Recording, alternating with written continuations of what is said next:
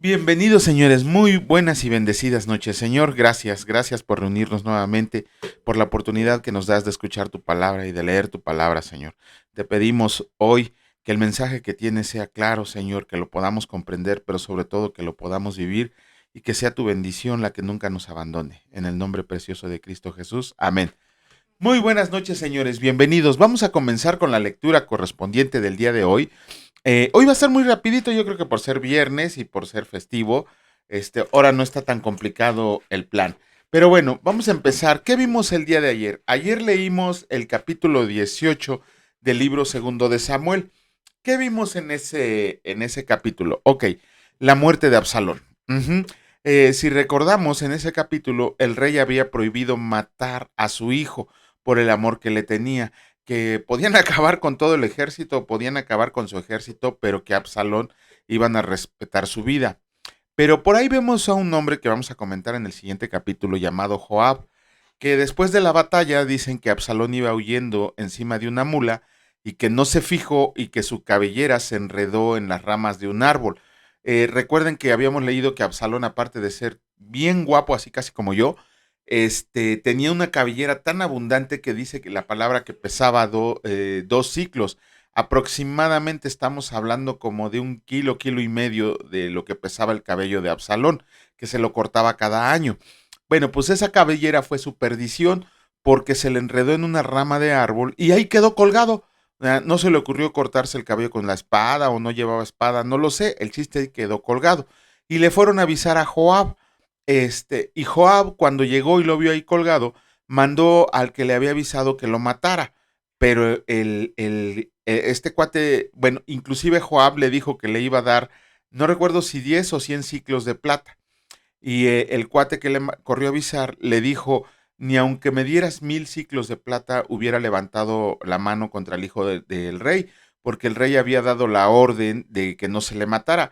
Y Joab le dijo simplemente, no voy a perder mi tiempo contigo. Y lo quitó de ahí. Después Joab tomó 3 dardos y se los enterró en el corazón a Absalón, pero para estar bien segurito de que ya lo había ejecutado, mandó a 10 de sus escuderos que lo atacaran.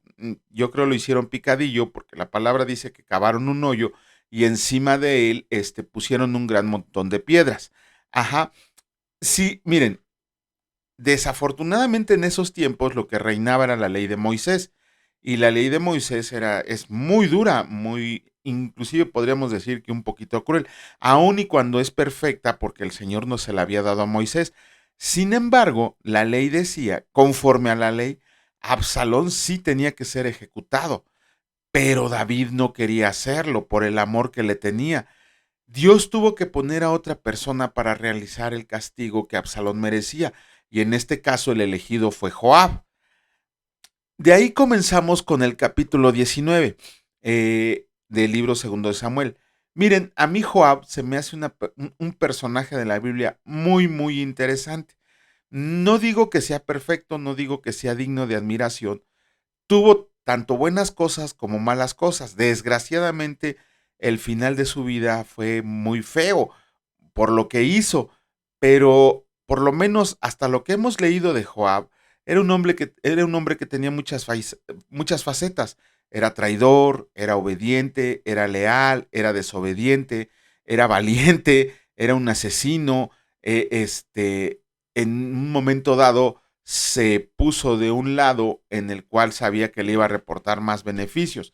En realidad, aunque la palabra de Dios no lo dice, parece ser que Joab actuaba conforme a su voluntad, no conforme a lo que decía la palabra. Sin embargo, sí tuvo muy, muy buenas cosas. ¿Se acuerdan cuando David cometió el pecado con Betsabé y se había quedado en su palacio, que Joab lo mandó a llamar cuando ya habían tomado la ciudad para que no se llevara él el crédito, sino el crédito se lo dio David, aunque no hubiera estado en batalla? Eso habla de una lealtad impresionante, pero también recuerden que cuando David había perdonado a Abner porque le iba a entregar las 11 tribus que le restaban de Israel, como Abner había matado al hermano de Joab, pues Joab se lo escabechó, le tendió una trampa y se lo escabechó. Y no solo eso, conforme vamos a ir avanzando en la lectura, nos vamos a dar cuenta que Joab perfecto no fue, que hizo cosas buenas, sí, sí fue. Es de esos personajes que me llaman mucho la atención, porque no me siento con, ¿cómo decirlo? Con la libertad de juzgarlo. Aunque sé que al final hizo algo muy malo. Digo, toda su vida hizo cosas muy malas, pero también hizo cosas muy buenas. Este, pero bueno, personalmente, esto lo digo personalmente, en ciertos aspectos de su vida sí admiro a Joab. De hecho, cuando me imagino a Joab, me imagino así un osote peludo, así, muy valiente, muy recto, muy entrón, muy fuerte, y también me lo imagino obediente, aunque también, como les digo, tenía sus cosas malas. De hecho, cuando David se enteró de la muerte de Absalón, se puso a llorar por todo el palacio amargamente su pena, y todo el pueblo lo estaba escuchando. Tanto fue el dolor de David y tanto fue su lamento amargo, que el pueblo, en vez de celebrar una victoria, entró apenado y avergonzado como si hubiera perdido la batalla. ¿Por qué? Porque oían a su rey que estaba llorando por aquel que lo había traicionado. Cuando Joab fue avisado de esto, se levantó Joab y fue a ver al rey. Yo no sé si le dio sus cachetadas o lo levantó de las solapas, no lo sé. Pero sí le dijo al rey David, le dijo, si tú no te levantas en este momento y animas al pueblo que dio la vida por ti, prepárate porque el día de hoy no quedará nadie que te siga. Y desgraciadamente Joab tenía razón, porque Joab inclusive le dijo, a ti te vale queso todos los hombres que murieron por defender la vida tuya y la de tu reino, y te preocupas más por el hijo que te traicionó. Ahí se ve que Joab estaba enojado y lo levantó, y no le quedó otra a David más que pararse en la puerta de entrada al pueblo y empezar a animar a todos sus soldados. Desgraciadamente fueron pocos los que lo oyeron, porque la palabra menciona que ya todos se habían ido a sus tiendas. Entonces, por eso les digo, Joab tuvo sus cosas malas, sus cosas buenas.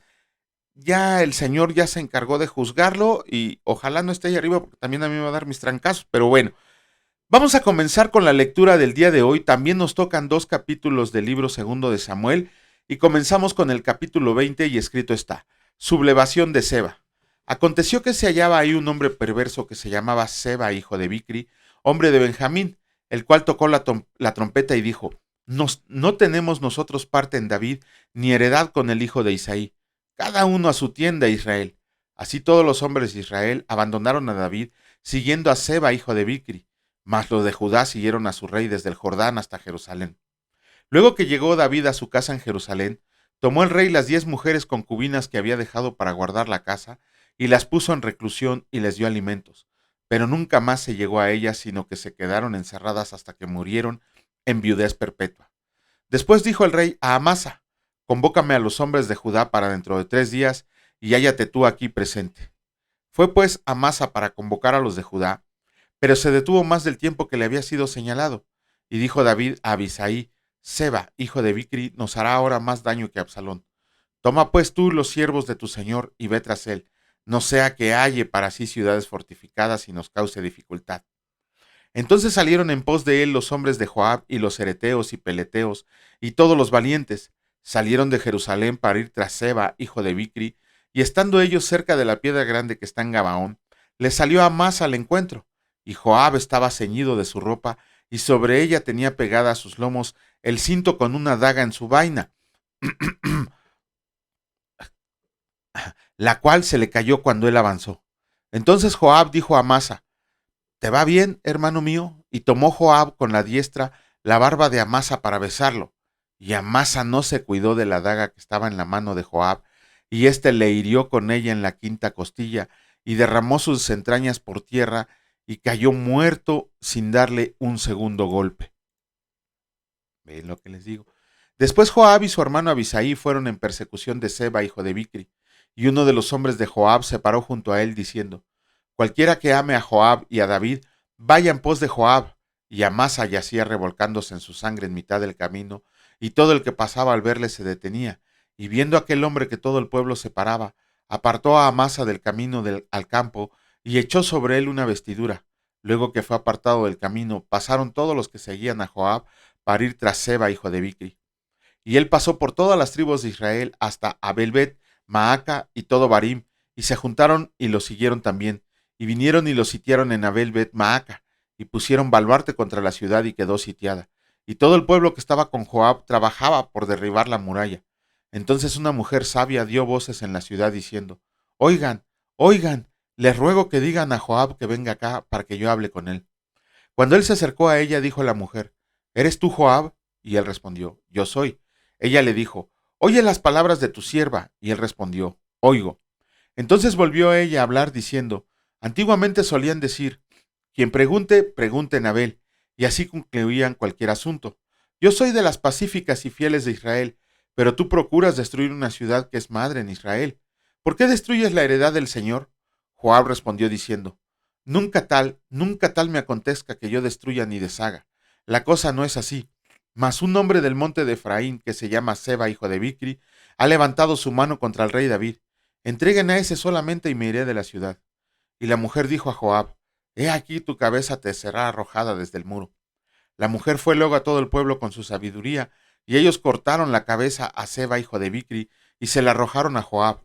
Y él tocó la trompeta, y se retiraron de la ciudad, cada uno a cada uno a su tienda, y Joab se volvió al rey en Jerusalén.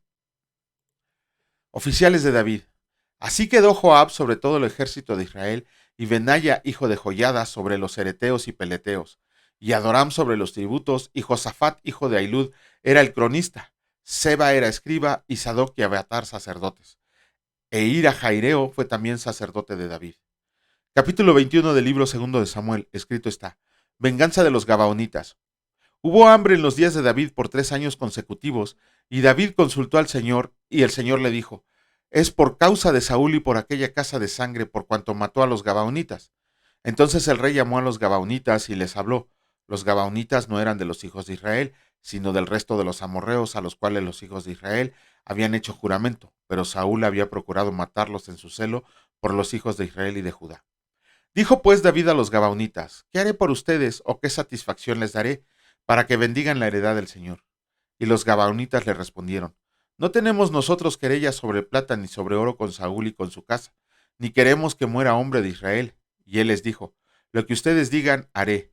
Ellos respondieron al rey: De aquel hombre que nos destruyó y que maquinó contra nosotros para exterminarnos, sin dejar nada de nosotros en todo el territorio de Israel, dénsenos 7 varones de sus hijos para que los ahorquemos delante del Señor en Gaba de Saúl, el escogido del Señor. Y el rey dijo: Yo se los daré. Y perdonó el rey a Mefiboset, hijo de Jonatán, hijo de Saúl, por el juramento del Señor que hubo entre ellos, entre David y Jonatán, hijo de Saúl.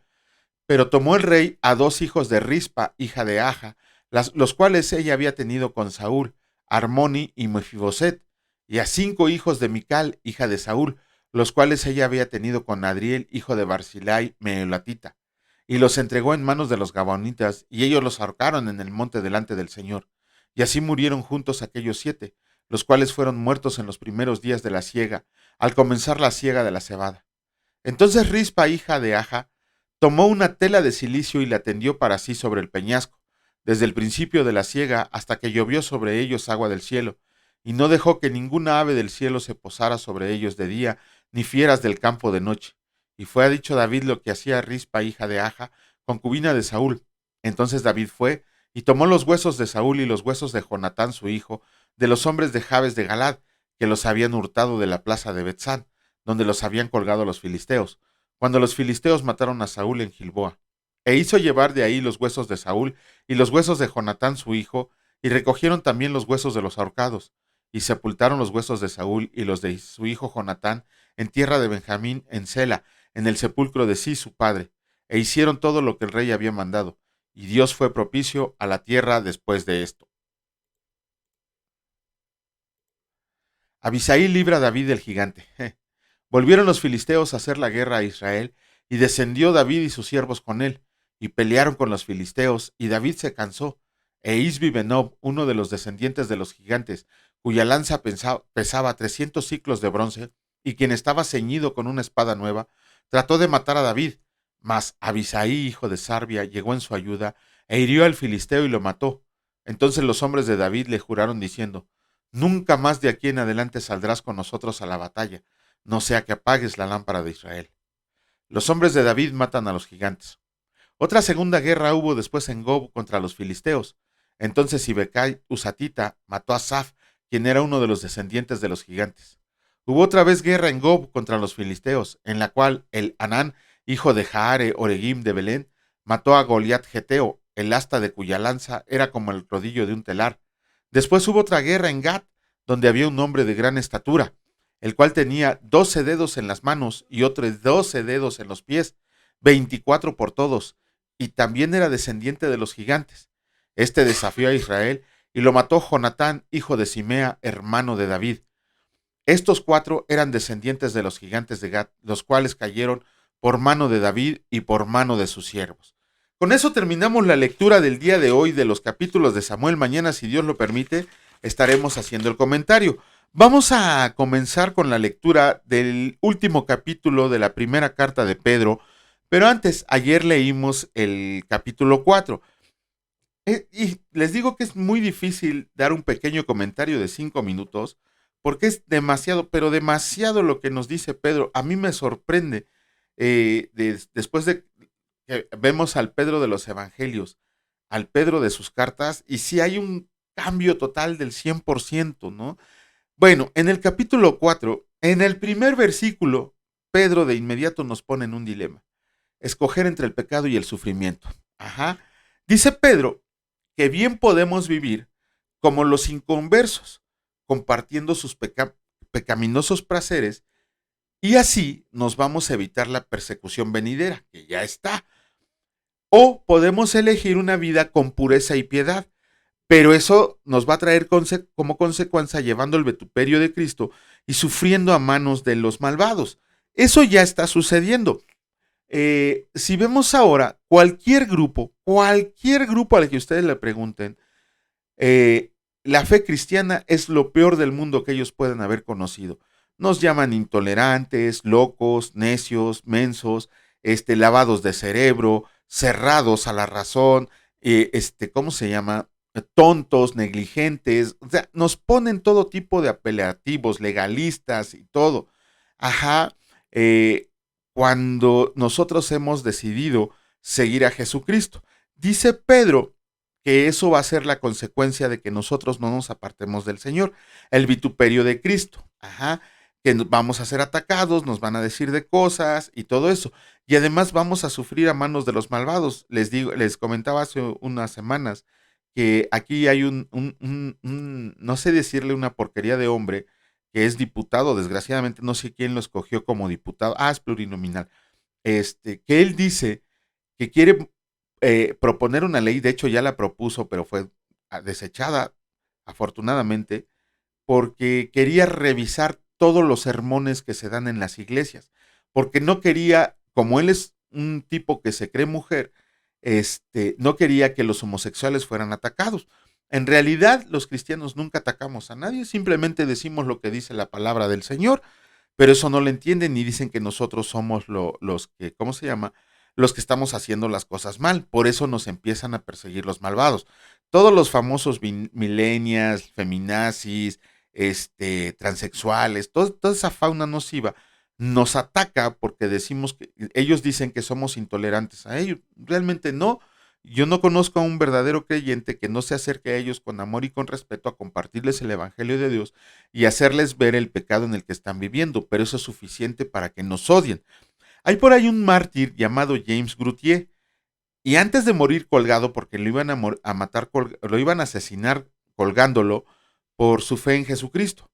Pero él le dijo a todos los presentes, y se los voy a leer lo que dijo: queridos amigos, acepten esta copa de sufrimiento como yo lo he hecho antes que su pecado, porque me ha sido presentado pecado y sufrimiento, y he elegido la parte del sufrimiento. Y regreso a la pregunta que siempre le hago a mi esposa, ¿no? ¿Qué tenían estos hombres que su fe era inquebrantable? ¿Qué comían o qué, a qué se alimentaban? Claro que mi esposa me dio la respuesta, pues tenían al Espíritu Santo, ¿no? Y ellos sí los dejaban salir a la hora que ellos quisieran. Si nosotros como creyentes vamos a elegir vivir la persecución antes que vivir una vida de pecado, eso, cuando de veras un creyente, esto se lo tienen que aprender y lo tienen que poner en práctica. Cuando nosotros elegimos vivir una vida de sufrimiento, En vez de vivir una vida de pecado, estamos rompiendo totalmente con el pecado. Ya no gobiernan sobre nosotros. Ya no somos esclavos del pecado. Ya el pecado lo hicimos a un lado. Ojo, no significa que no vamos a pecar más. Lo que significa es que en nuestra vida hemos quebrado el poder del pecado sobre nosotros. En la medida de lo posible, vamos a tratar de no pecar, vamos a tratar de hacerlo. Estamos en un mundo caído, en una creación caída, y eso nos hace imposible no pecar. De hecho, mi esposa me dijo el otra vez, eh, ¿cómo, dice, cómo será el cielo que vamos a estar justificados, santos y puros y limpios? Que no va a haber pecado en el cielo. Carnalmente es muy difícil imaginarlo porque estamos en un mundo rodeado y gobernado por el pecado. Pero cuando ya estemos allá arriba, imagínense, todos nosotros vamos a ser santos, sin pecado, sin mancha, puros delante del Señor. Uh-huh. Cuando nosotros sufrimos porque rehusamos pecar, ya no estamos controlados por la voluntad de la carne, sino que hemos elegido ser controlados por la voluntad de Dios. Vamos a comenzar con la lectura. En esta ocasión nos toca el último capítulo, el capítulo 5 de la primera carta de Pedro, y escrito está: apacienten la grey de Dios. Ruego a los ancianos que están entre ustedes, yo anciano también con ellos, y testigo de los padecimientos de Cristo, que soy también participante de la gloria que será revelada. Apacienten la grey de Dios que está entre ustedes, cuidando de ella, no por fuerza, sino voluntariamente, no por ganancia deshonesta, sino con ánimo pronto, no como teniendo señorío sobre los que están a su cuidado, sino siendo ejemplos de la grey. Y cuando aparezca el príncipe de los pastores, ustedes recibirán la corona incorruptible de gloria.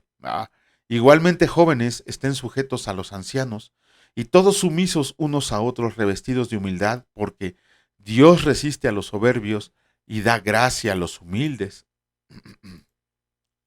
Humíllense, pues, bajo la poderosa mano de Dios, para que Él los exalte cuando fuera tiempo, echando toda su ansiedad sobre Él, porque Él tiene cuidado de ustedes.